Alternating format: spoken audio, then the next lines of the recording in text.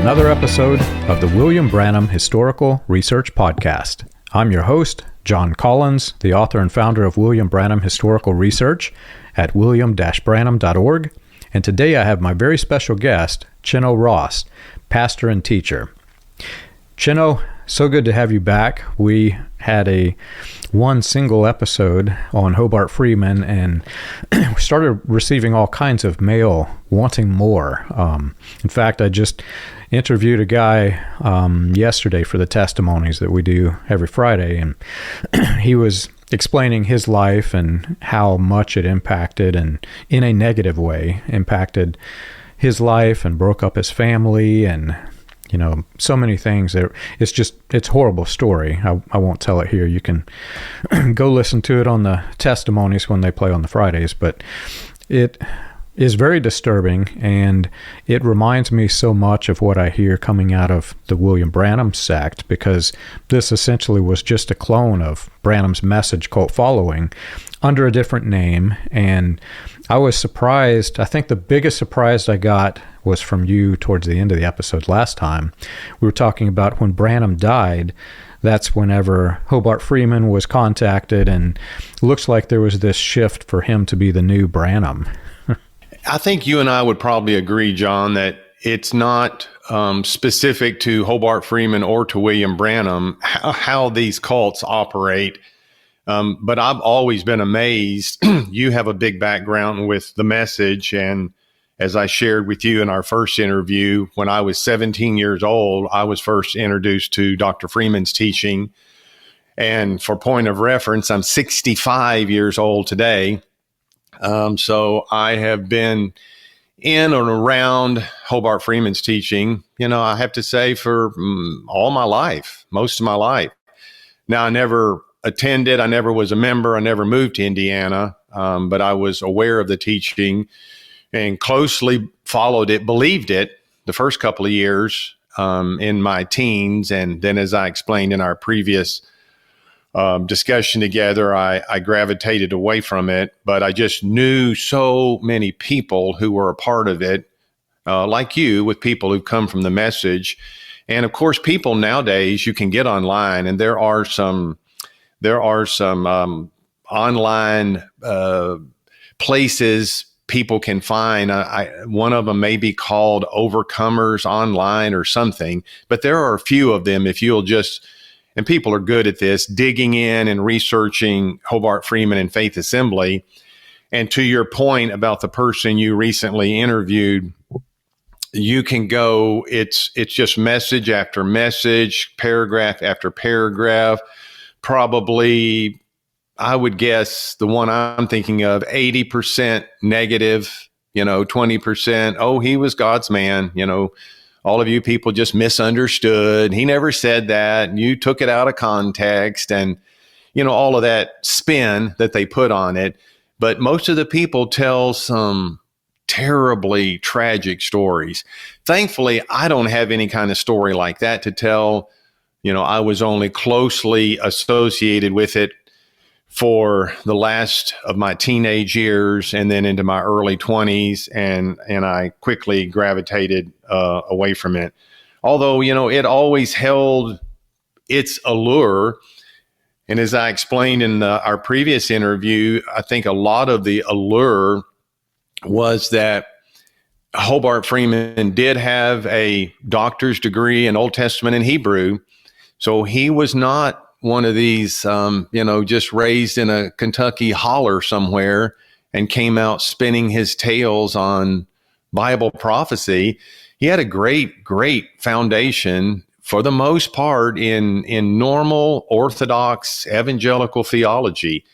And that made him, in my mind, and I think in other people's minds, a little bit different than the tried and true, who were more like, the Elmer Gantrys in the old movie. I mean, they were just selling snake oil is what they were really doing. And Hobart would actually teach from the Bible and teach some good theology stuff.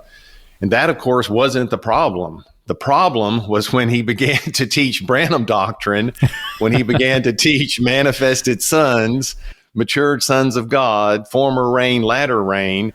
when he got off on that, it's just like, where's good scriptural proof and context for this?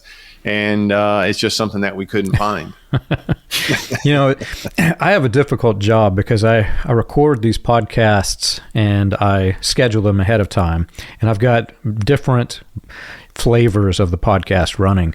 I'll never combine it in such a way where it's cohesive and coherent, but I've got one podcast trail that's running that is talking about the man-child, the manifest sons of God, where it came from, Christian identity. Actually, you can trace its origins all the way back to Jane Lead. So I've got that going in the Converging Apostasy series. I've got, as I mentioned, the guy who is in the Hobart Freeman sect, and just horrific stories. He told me that he had problem with his arm and it turned gangrenous, and they told him he couldn't take any medicine for it. And absolutely, it's horrific. He said, fortunately, it drained and he survived. Anyway, I've got that going in another one, and then in our Weaponized Religion series, we may have identified where William Branham went to school. As I mentioned, really? In our last episode, we talked about how none of his life story is true, not a single stitch of it. But I don't think I went this deep.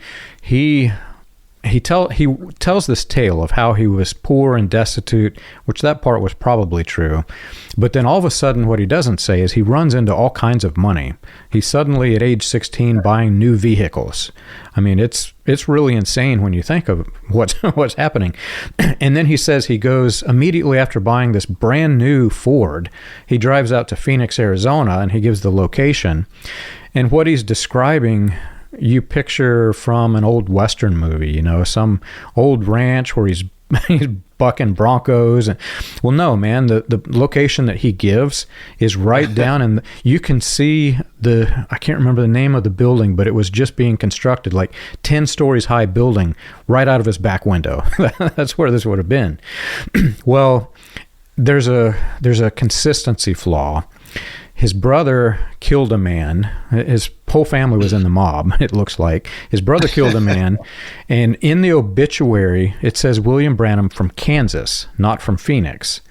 And wow, we have identified, it looks very much, we can place Roy Davis, his mentor, there. We can place Gerald Winrod, who was the kingpin of Christian identity. His son Gordon is the one who had the standoff in Arkansas, etc. So anyway, we've got all these threads that are all coming together. And the interesting part is all of that backstory leads to what you and I are going to be talking about today, the carrying on, passing of the torch to Hobart Freeman. You can document, because he did go to schools, Georgetown College, Southern Baptist Seminary, Grace Theological Seminary in Winona Lake. Thankfully, that can be documented. And of course, the other thing, John, is you're going back so much earlier in the 1900s with William Branham than we have to go with Hobart Freeman. But I think where I kind of left off last time, and we'll see how far we get this time, that, he had been dismissed by Grace Theological Seminary for, we get two sides to the story. You have Grace's side, and I think Dr. Homer Kent might have been the president of Grace Seminary at that time. I'm not exactly for sure. But Grace Seminary was, and is today, it is still in Winona Lake. It's a very prominent Brethren seminary. There have been illustrious professors there from the past, people like Dr. John Whitcomb, who co-authored with Henry Morris the classic book, The Genesis Flood, which came out in maybe the early 1960s. Teaching that the Genesis account is a new earth, not an old earth account, and that the flood was universal. And so there were, some notable professors who have come from there. They say that because they've been interviewed, that Hobart was fired because he was not compliant with, seminary policy. And Hobart says he was fired because his wife would not attend a Christmas party that faculty members and their wives were supposed to attend. And he, by that time, no longer believed in celebrating Christmas or any of the other holidays. But for whatever reason, he was dismissed and began a church in his house in Claypool, Indiana in 1963. They rattled around for a while. He received the baptism in the Holy Spirit in 1966.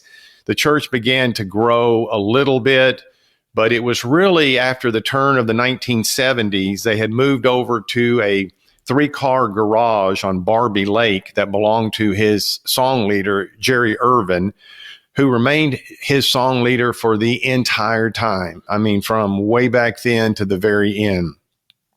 And I would imagine anybody that you will interview from this point forward from Faith Assembly will have nothing but good things to say about Jerry. Everybody loved Jerry. He was just, he was the song leader, and he was just wonderful. I've never heard a bad word about Jerry Irvin. But what changed in the early, in the early 1970s was they were running out of room in the 3-car garage. And simultaneously, there was a man named Mel Grider, who was an ex-alcoholic, ex-military, ex-biker rider, who had a barn on his property in North Webster, Indiana, and he had started up a little coffee shop to try to reach, and you got to think of these days, 1970s, this is flower power, this is hippies. You know, he was trying to reach those people, drug addicts, alcoholics, motorcycle gang members, you know, all of that. So it was the most unusual marriage you could imagine between Dr. Hobart Edward Freeman and Mel and Mary Beth Grider, who I think one of their children's names might be Early Mist, and the other one is Dawn Awakening or something like that. Those were their 2 daughters. That's the kind of people that Mel and Mary Beth were. And so you've got this joining of education and ex-motorcycle. But I mean, I think to start with, it was a marriage made in heaven or made in North Webster because Mel had the building and Hobart had the people. And so what happened was Mel didn't have the money, and because Hobart had the people, Hobart also had the money. So they joined up, and the deal was Hobart would write the checks, which he faithfully did, to remodel this barn and turned the second floor into a very, very nice meeting area. The first floor was reserved for Mel and his coffee shop and, you know, that kind of outreach that he intended to do. You walk up the steps on the outside and go in the building, then you were on the second floor. And at the very back of the second floor were more steps inside that went up to a third floor. And that's where the Griders lived. Because I can remember when the first time I attended, and I've got this picture, you know, that you can put up and see. This was August, the middle of August of 1976. And you can see here, just look at the style of these automobiles in the parking lot, and you can definitely date the time. It was the mid-1970s. And over on the far left side of the picture, you can see the steps that lead up, and you can see people, you know, going in. Well, yeah. The way we got there is my friends who had first, I lived in Memphis, Tennessee at the time. My young teenage friends had gone to a Howard Johnson motel, and had sat in on a weekend conference that Freeman had in the spring of 76 there, brought some tapes back. We all thought, this is better than anything in the charismatic movement that we've been listening heretofore, so we're going to follow this and see where it goes. Well, by the end of that summer, you know, we were listening to a fair number of tapes. I'm 17 years old, remember, at the time. And so my friends had an aunt who lived in Niles, Michigan. And so their mom, the aunt's sister, was going to make a trip. And we figured out, well, North Webster, Indiana is not far from Niles, Michigan. I wonder if your mom, if we go visit you guys' aunt, if your mom will let us borrow the car as teenagers and we'll drive back down. That's exactly what we did. I got great memories of going to Southern Michigan in August of 1976.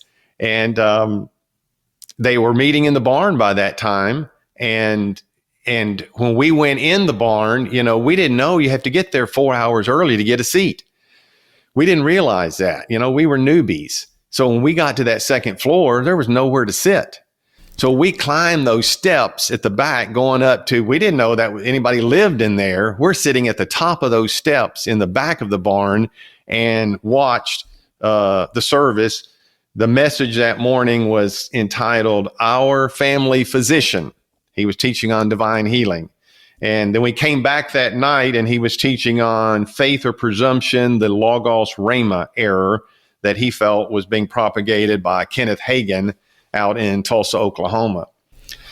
But anyway, back to 72, Mel had the building. Hobart began writing the checks. They began remodeling that building, turning it into something pretty nice for them to actually have the meeting there. And I think that maybe maximum they might have had, I don't know, maybe 400 people. But it was a little bit unsafe with that many people in a charismatic, mind you, worship service where people don't sit still. and they're in a barn and they're on the second floor of the barn. And so that was my introduction to the Glory Barn and, how it came about with the alliance of Mel Grider and Hobart Freeman. You brought back so many memories and strange emotions. I have actually been in services like this where you're standing and you're the whole building is packed. There's not a single seat in it, and you are violating so many building codes because the people just lined up around the walls. If they had any codes, if they had any codes, right? And I have heard specifically sermons about the Rhema while standing in this thing, not knowing that this is Kenneth Hagin Word of Faith stuff, and when you follow it back to its roots, it's really started with Dowieism, and through Dowie, through Bosworth, through Branham to Kenneth Hagin and so forth. You may have seen this. I don't know if you knew, but as late as I think the government document I've got on my site is 1982, maybe. I've got a corporation that was created by Kenneth Hagin, T.L. Osborne, the William Branham Association, the Voice of God Recordings, which is the other William Branham Association, and one Branham cult pastor out west. So all these guys are financially connected, strategically connected, doctrinally connected. And what's funny is, I almost interrupted you.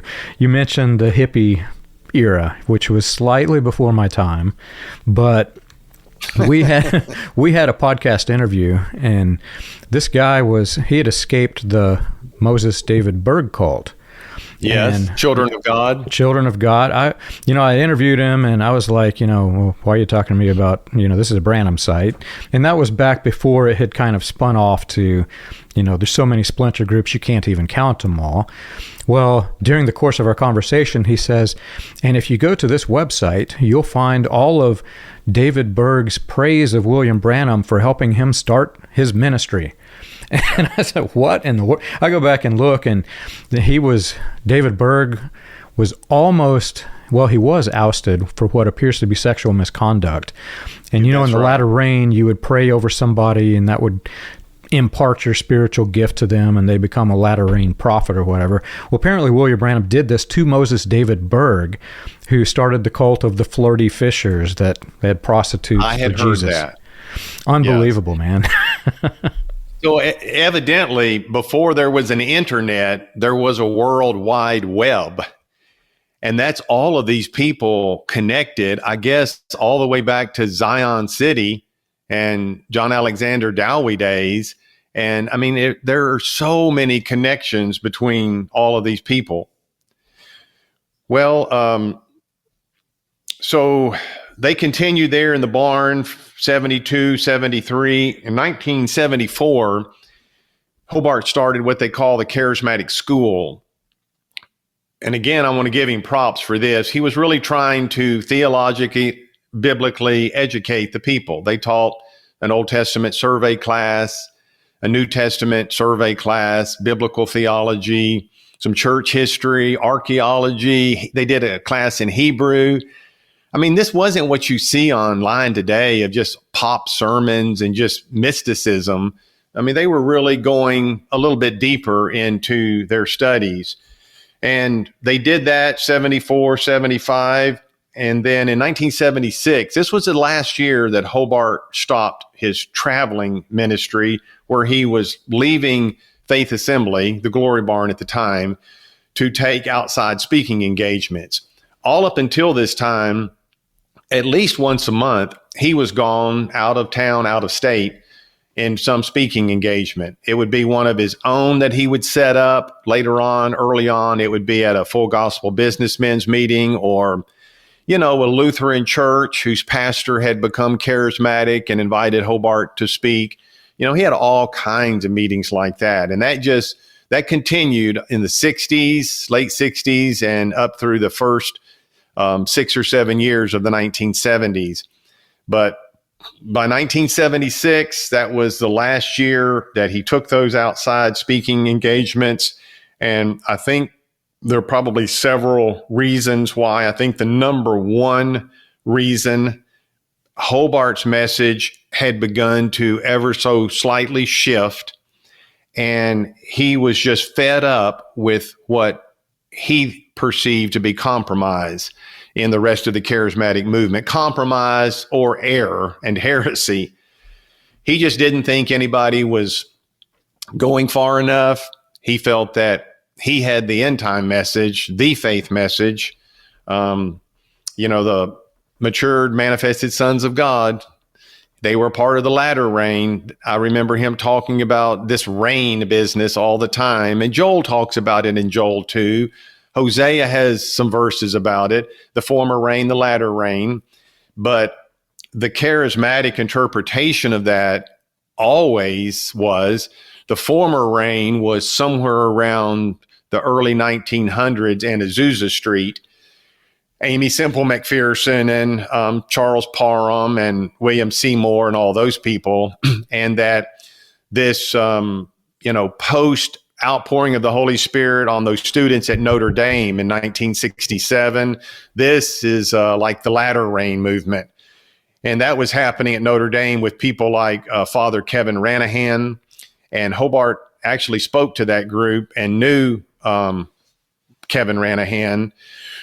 But they were feeling we are a part of the latter rain, and the latter rain is going to be poured out immediately prior to the second advent. And so every year, well, this is the last year.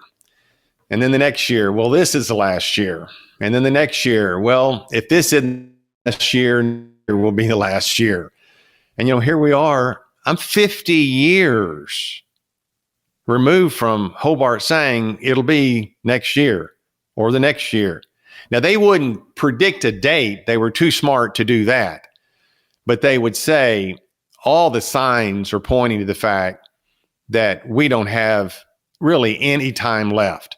The last days are upon us and we're in it. And my goodness, John, when you're 17 and 18 years old and you hear that, I mean, I don't want to be left behind. I don't want to disappoint God. I want to be a part of everything God has planned for me and for the church. If he's going to manifest his sons, well, I want to be manifested. I don't want to be left out. Please include me. So, as I said earlier, when you're young, you don't have the ability to critically think and, connect all the dots. And when I look back, I don't beat myself up for that one iota.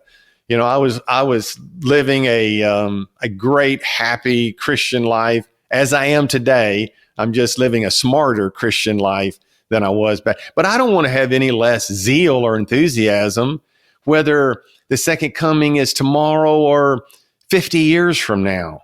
I want to keep my zeal and enthusiasm high. But Hobart was very unhappy with what he saw was compromise. He if you listen to his messages, hundreds of occasions, he basically would divide Christianity up into three different groups of people. They would be the people who just got saved, and that's all they did. Then the people who got the baptism in the Holy Spirit, and then the people who wanted to go on and become an overcomer. And so he would just talk nonstop about those people who just stopped with John 3:16, the salvation experience. And it was almost like an afterthought to him. And I know what the purpose was. The purpose was to, elicit this superiority feeling that he wanted everyone to have. We're not just like those people. We're not going to stop with salvation. We're not going to camp out at Pentecost. We're going to go on to the deeper things of God. That's what he's trying to create in people. But in looking back on it, John, it's the worst thing you could communicate, in my mind, as a Christian pastor and teacher, to try to tell people that your John 3:16 experience, all you are is a Christian. That's all you are. That is somehow marginalized or minimalized. There's nothing greater that can happen in our life than to be converted to Christianity, born again, and serve the Lord. There's nothing greater. And he thought that was just the first step. And you have to have that to go further, but we don't want to talk about just those nominal people, those people that stopped with John 3:16. We want to go, and we don't want to talk about and be with those people that stopped with Acts 2, the baptism of the Holy Spirit. He began elevating Faith Assembly, himself and his group, to the putting down of anybody that doesn't reach our level. And those that didn't reach their level, quote unquote, were Christians. Yeah. Oh my goodness. My salvation experience, John, is the greatest thing that's ever happened to me. Nothing can compare to that. You can't trade that for anything, and you certainly can't put that down and minimalize that as they did. But I would bet that's probably what most of these groups do. That's all in the past, and we're wanting to elevate ourselves to something higher. Oh, yeah. I've often wondered after leaving, and I was 37 years old in a new church the first time that I ever actually heard the gospel. I grew up in all these churches, and they would use the word gospel, but I never actually heard it. And wow. I'll never forget this was a Baptist church, and the Baptist pastor asked me, "What is the gospel?" Well, the answer I gave him was not even close to what is the gospel. And I was expecting some complicated, intricate strategy of power and healing and glory. And yes. And when he explained it, I scratched my head. Wait a minute, really? And so I go back, I read the Bible, I want to say like 10, 15 times after I left. And I was going through it one time, and I started again, this time at the New Testament. I just started reading through it. I'm like, wait a minute. It's that, and it's that simple. Why would they try to confuse this? And so then the question came to me, well, why did they not teach the gospel? And I started going back through my memory of some of the doctrines and theologies and, some of the ways that they would phrase what they were teaching. And they would say things like, we had this, and they would be referring to the gospel. We had this. Now, as Christians, we have to move beyond this. So in other words, here's the gospel. We have to move beyond it. And it wasn't until maybe 5 years ago, 6 years ago, I came to realize it's all because of this Christian identity, this manifest sons of God form of Christian identity, because you're trying to create this man-child experience. You're trying to create a people who are more elite than all of the other Christians, because Definitely. You, as the manifested sons, are going to issue human judgment against other Christians. And that is, when you really think about what's happening, that is horrific what they're doing. And I hope in a later broadcast, if we do this again, I'm going to give you some exact quotes, and we can timestamp those on the tapes for what you're talking about right there.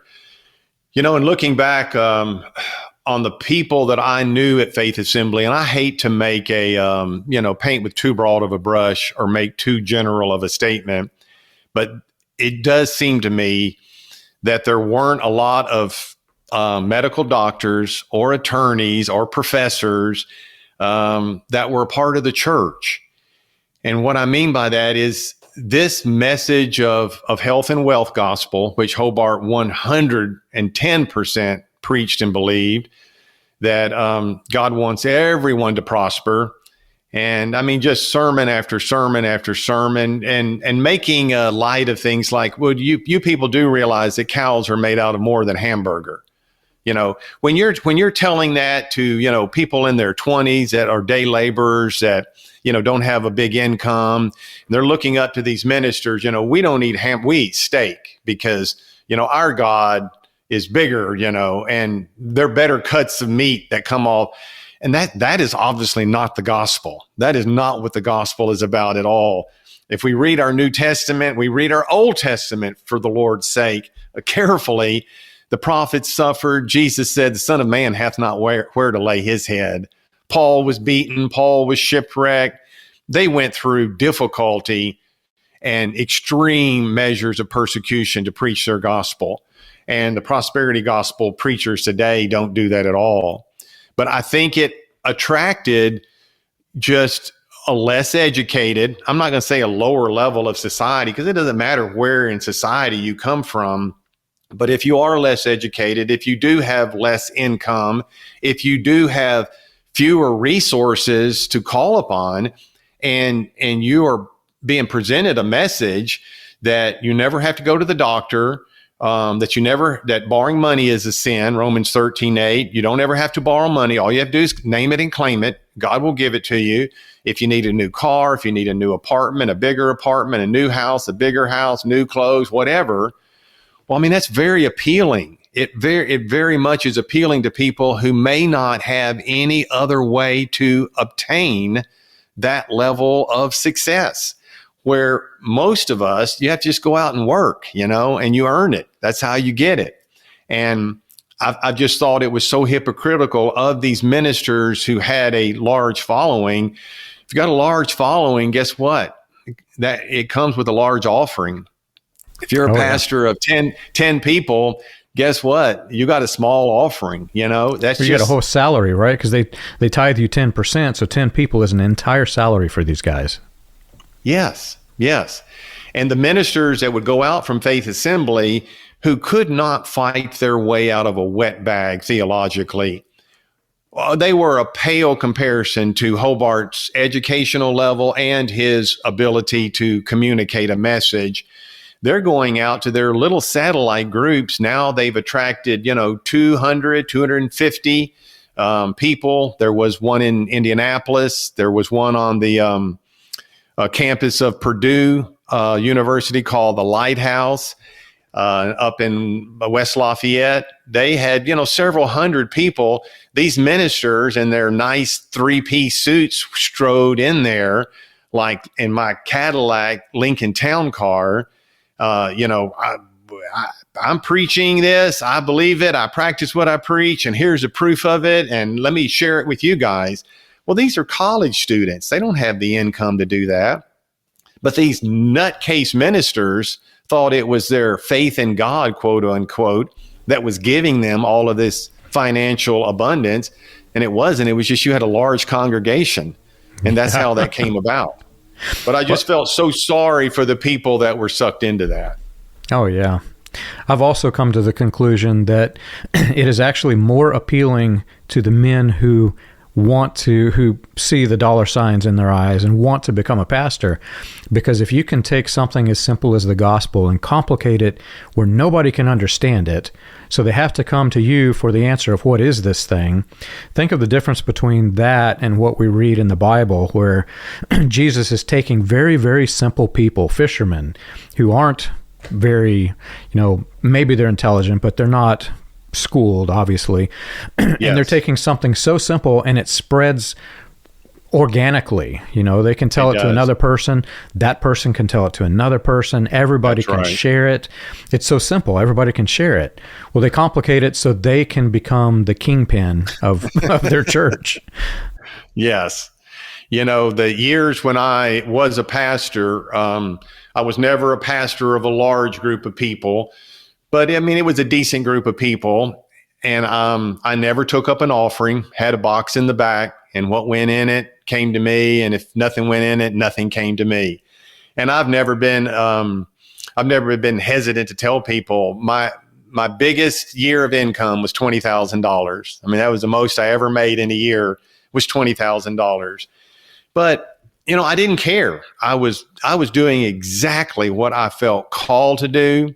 I was loving every minute of it. I loved serving the Lord. I loved my people. I just couldn't believe that I was that privileged to get to be in ministry full time. I didn't have any kind of side gig or part-time job. And I just couldn't believe that I got to spend all of my time, in and around God's word. So to get paid $20,000 to do it, that's a windfall as far as I was concerned. Yeah. And now, whenever I got out of the ministry because of personal situations with an ex-wife of mine, then I, went into the regular workforce. But I established a couple of businesses, both of which I still do. I own a high-end custom cabinet company that I have for over 30 years. I'm also a licensed professional fishing guide with a master captain's license in the Coast Guard. And I've taken people like Coach Denny Crum, who coached the Louisville basketball team, and Buddy Ryan, who was the NFL coach of the Eagles. I've had all kinds of people on my boat over the years and have had a lot of fun doing that.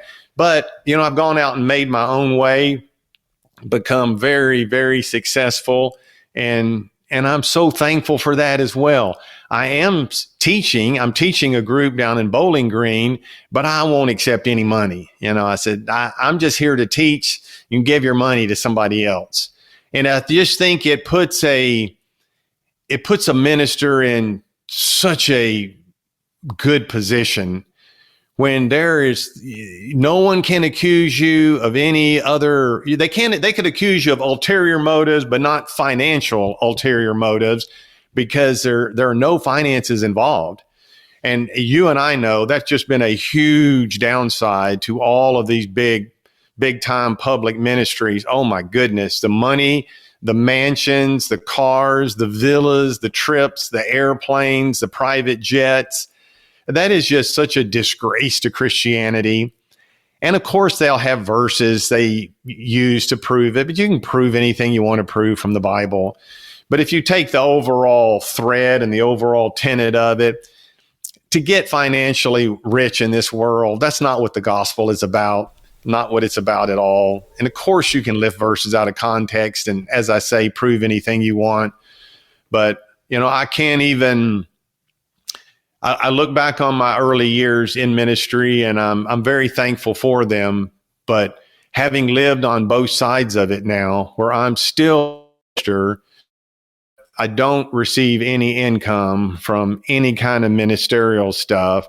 I am very, very well off in my own life, but I went and did it on my own. I made my own business. I've worked extremely hard.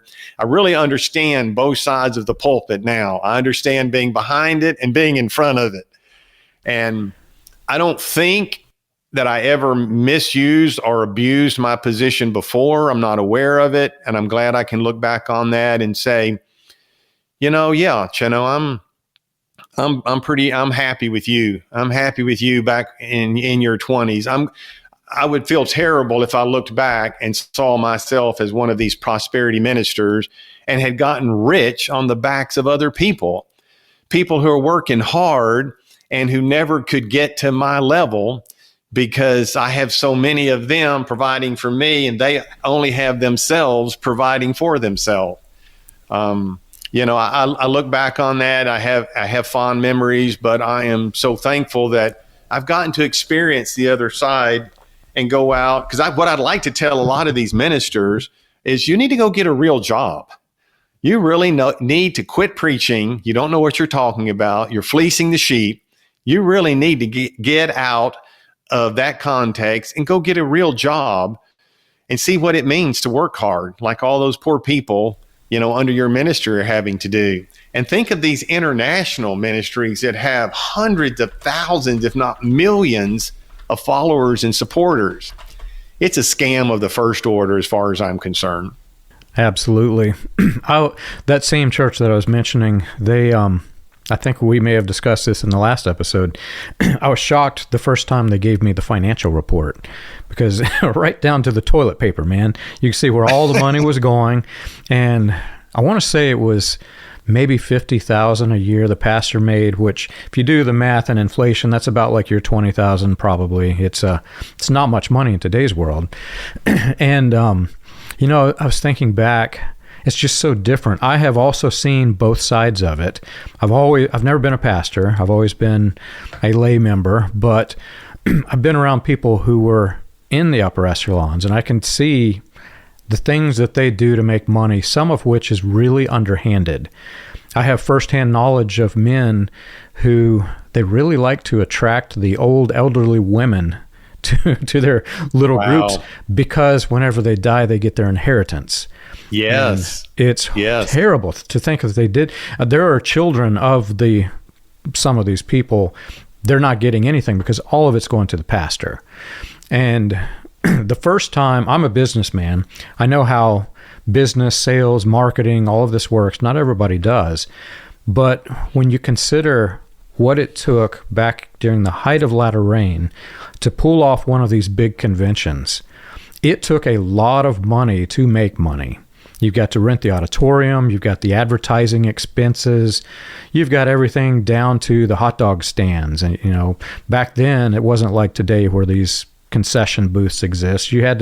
Sometimes you had to bring in food to keep the people fed while they're in there. And you've got all of this going on. Well, before they can even hold this meeting, they've got to have millions of dollars back then to even set the thing up. So, wow. When I took a step back from all of this, and I learned that I'm not a big fan of the big mega churches at all. And me neither. No. There are some good men in them, but when you get to that level, you have to run it like a business. And once you enter the business concept in, well, where's the gospel concept? Sometimes not even intentionally, the business just overtakes the whole reason why you're doing it. Yeah, sometimes compromise happens, and we know where the compromise will come down. It'll be on the teaching of the word and not on the finances, because if you don't have the finances, you can't keep running the big machine that you got to keep running.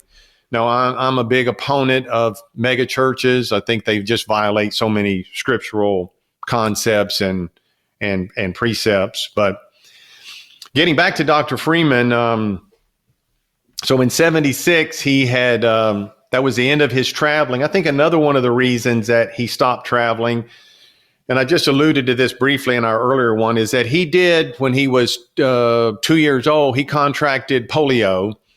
This was he was born in 1920, so he's a Depression era child, and he had a severe limp, and it was very noticeable. Well, here you have a faith preacher praying for everyone's legs to be grown out. That was the big thing back in the early 1970s. You'd sit a person in a chair, get them straight up and down on the back of a hard chair, get them, about this, get them to lift the left and the right, and you hold them in your hands like this. So that was a big, big deal. I don't know. It's a magician's trick. I don't see it going on today.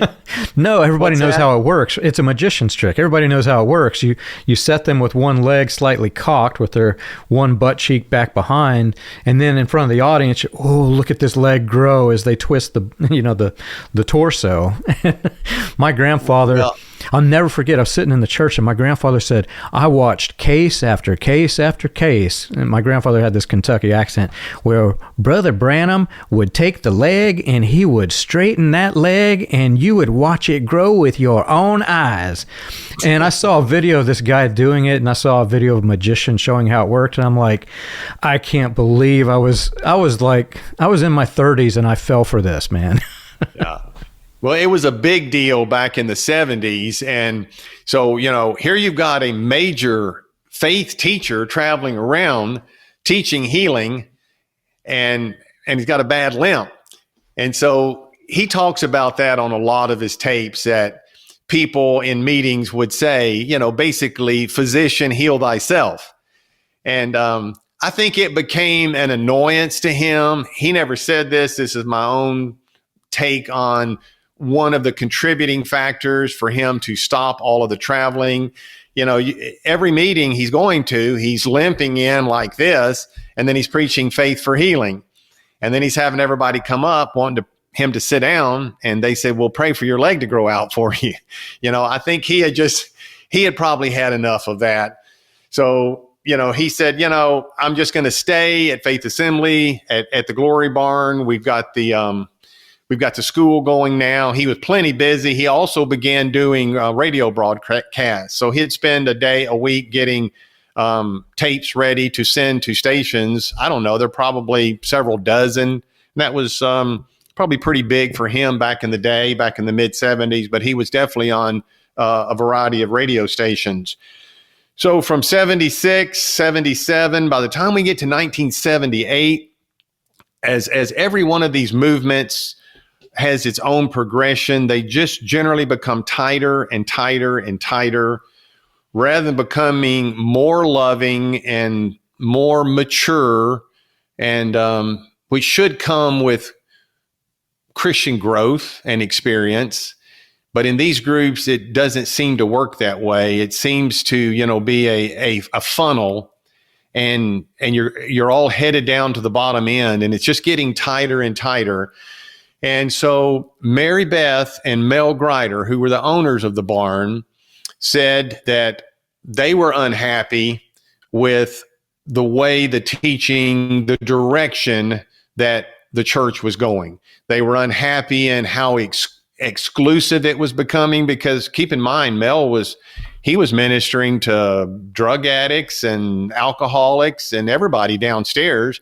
And then one floor up, you've got Hobart, teaching Gideon's army. There's only going to be 300 of us. Everybody else is going to be ruled out. So it was not going to be a good mix between the two. And the other thing was the issue of divine healing, where previously Hobart would teach divine healing, but he wouldn't legislate against medical science or doctors. He would just say, well, if you don't have enough faith like the rest of us do, then you can go to the doctor. But if you have enough faith, you don't need the doctor. Well, as he progressed, it became more than that you must have enough faith. You have to. That's required. If you don't, maybe a sign you're not a Christian. So now they're just pretty much cutting everybody off, except themselves. You got to follow us exactly. Hobart, on several of the tapes, talks about, tomorrow I've got to go take my vision test for my driver's license, and I'm just claiming 20/20. Well, he never had 20/20. He was in his 50s, He never did wear glasses, but at the end, he's got up on the pulpit a giant print Bible. So, me and my simple, uneducated, tiny mind would say, what's the difference between a pair of glasses and a giant print Bible? What is the difference? If you really have X-ray vision, let's just go to microscopic print then. If you really want to prove your faith, let's prove it. Give me a demonstration of it. So I just thought, and obviously Mel and Mary Beth said, this, we don't like where we think this is going to end up. And where it ends up, we won't get to it in our discussion today, but it's just dozens and scores of preventable deaths. They realized that something not good is going to come from this. So they decided we're going to start charging rent. Prior to that had been a rent-free place. Hobart had poured a bunch of money from the offerings, his money from the church, into remodeling the place. And the building didn't belong to him. That belonged to the Griders. So, they had this building nicely remodeled, new air conditioning, men's and women's bathrooms. They have all this stuff in there, which I think is a fair trade-off. They got all that, and Hobart got the use of it for the years that they did. But now they said, we're going to start charging rent. $425 a week, I believe is what they said. And they had Hobart over to their apartment to discuss this. And 4-hour meeting, from what I have heard, a 4-hour meeting back and forth, them complaining about the direction the teaching's going, and Hobart saying, I'm God's prophet, quote unquote. This is the message. This is what I'm going to teach. God's prophet, give it to me free. Yes. Yeah. So you end up basically with a stalemate. And so I think at that point, and probably Mel and Mary Beth, although I'm not an insider into their life or mine, they probably had decided before, if we can't get somewhere in this discussion, we're gonna stick a big figure out there that'll probably run him off. And that's exactly what it did. They said $425 a week, $2,000 a month in 1978. That's not that much money with a 500 member church. $2,000 a month isn't that much, but Hobart in his next message said that's extortion and we're out of here. So early 1978 was the formal break between Hobart Freeman and Mel and Mary Beth Grider. So the Glory Barn would stay as is. It would still be the building, and then they were going to leave. Well, where do they go? They don't have anywhere to go. So it was a circus environment because they got a big circus tent. They set it up in Warsaw, and then it ended up in Goshen. And he's got lots of messages, because the land of Goshen is down there in Egypt in the Old Testament, and that's a bad place with unregenerate people. So there are lots of references on you can tell the tapes that are happening in the tent in the summer of 1978 when he makes reference to the terrible people in Goshen, because you're thinking he means Egypt, but really he means Indiana. So they stay in that tent for, it wasn't very long. They had a trailer parked there with a lot of porta potties because, these people are producing lots of offspring. They don't believe in birth control. They're homeschooled. The women don't hold a job. The women are at home. The men go earn a living. The families are big. The couples are producing a lot of children. There's a need for a lot of porta potties out there. So they go through 78, and they had a couple by the name of Don and Betty Nye, N-E-I, who had donated some property there in Wilmot, W-I-L-M-O-T, which is where they ended up. They had donated some property, and so they began building the building.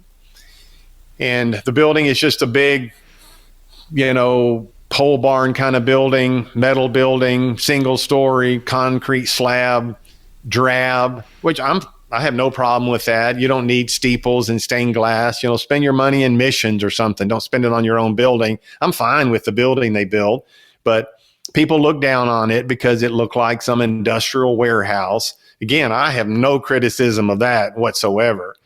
On the inside, it was comfortable, concrete slab, little small platform up front, and then the podium on that. And just, hundreds and hundreds and hundreds of chairs everywhere, and lots of men's and women's restrooms in the back. And they had the tape ministry duplication area and the book distribution center attached to the building. Over the process of a few months, there were people who were a part of Faith Assembly. Now we can't call them the Glory Barn anymore because that's in their history. That was the actual building. Now they're just the name of the church, Faith Assembly. But people from Ohio, Illinois, contractors who had some construction equipment, maybe a concrete contractor, maybe plumbers in the church, pitched in, and they got that building thrown up quickly. When they first moved in, I think they moved in that winter time. I don't know that they had heat, but you get 1,500 people in there and you just generate your own heat. But things came together pretty quickly after that. But the big deal was whenever they made the move, before they made the move to the new building, when they were in what I call the transition in the tent, then the messages began. Now we're not in someone else's building. This is going to be our own building. No one can tell me to come or go. No one can tell me what to say or what not to say. This isn't a rented facility, or this isn't a borrowed facility. This is our own. In that transition period in the tent in Goshen, now the message became, you're going to have to line up with everything this pulpit stands for. And if you don't, you will be out the door. And if you're out the door, there's 6 people waiting to get your seat. I mean, it was never, we're going to miss you or anything. It's get out. There's 6 people waiting for your seat. And they were proud of that statement. Like, we have so many people that want to be here. If you don't count it as much of a privilege to get to attend here as you should, then just leave and someone else will take your seat. And again, John, more than anything, it's the attitude of someone like this that is atrocious when you compare it with the loving, kind, and generous spirit of the early church, of the apostles, and who were apostles after all, and had all the authority from heaven, but they just loved the people and sacrificed to the point of death on behalf of the spread of the Christian gospel. And I don't see this reflected in Hobart Freeman's ministry one iota. Now, he'll talk like, oh, you really mean a lot, and I pray for you. Yeah, but show it to me. You got to show it to the people. And you standing up there preaching your sermon, that's not what shows it. It's in your love. Well, he wouldn't counsel with anybody. He was, if you can't get it in the message, then what good would counseling do? I mean, he said that countless times. I'm counseling by teaching all of you people. And if you can't pick it up here, I'd be wasting my time to sit down and privately, one-on-one, explain to you what I've just taught you for an hour and 10 minutes from the pulpit. So from that point on, the bodyguards, the spies, the lookouts, maybe some people resurrected from their SS Nazi graves hanging around to keep an eye on no outsiders allowed in here. This is Gideon's army. We are the matured sons of God, and we're going all the way. Yeah, I have some very painful memories of people who were very, very poor, who needed help. They couldn't keep food on their table. And these guys who were driving fancy cars, living in nice houses, boats, houseboats, etc., and they're making all this money on the people. And remember, these guys are pushing Old Covenant tithe in many of these churches. Old Covenant tithe is the 10%, and they spin it in such a way where you're going to hell if you don't give this 10%, right? Right. Well, under the Old Covenant, the priest got, the 10%, but then at the end of his life, or I think it was the year of the Jubilee, he gave back everything to the people except for what it took him to live the rest of his life. So these people are actually getting it back. And these people in this movement, man, they're taking the money. They love the part where you give it to them. They don't want to preach the part where you give it back. Yeah, let me share 2 comments that come to mind regarding that. One is me personally, John. When I was 17, 18 years old, I'm hearing about prosperity. Hobart always drove an Eldorado Cadillac, but then when he began traveling so much, needing to carry tapes and books to sell at the tables at his meetings, he said that the trunk on a Lincoln Town Car was bigger, so then he switched to Lincoln Town Cars. So in my early life, I grew up thinking that's what I'm supposed to drive. So guess what? About the second or third year of my ministry, I had saved and scraped together, and I went and bought I paid $10,000 for it, which was a lot of money back then, a used Lincoln Town Car. I kept it for 4 months, and I felt so terrible driving that to church. I felt horrible. I was so embarrassed to pull up into the church parking lot in my Lincoln Town Car and seeing what everybody else was driving. I took that back to the dealer. I traded it in on a Jeep Wagoneer that had 70,000 miles and 4 ball tires on it. And I was happy as a clam because I thought, I fit in with my people better. But as far as Hobart was concerned, Hobart actually taught strongly against tithing. He said a 10% tithe is legalism. It's tied to the Old Testament law, and tithing was done away with at the cross. and tithing is not for a New Testament believer. Rather, he said what the New Testament shows is that everything belongs to the Lord, that all of your possessions belong to the Lord. And so I would try to think, well, what goes through the minds of those people hearing that? Wow. How much of all am I supposed to give? Obviously, a lot more than 10%. Wow. That is so crazy. It may have been you. I know I told it to somebody recently. My grandfather, who wasn't the pastor, he was in a message cult church, and they tried to do the same kind of thing. They said, the Bible says you should give all that you have to the poor, and therefore put it in the tithe basket, was the doctrine, And my grandfather approached him. He said, well, look, man, if I give all that I have to you in the tithe basket, then I become the poor. So he was putting on his critical thinking cap. But yeah. Thank you so much for doing this, and we'll do this again. I know there's more to the story. I think we're only about halfway through it.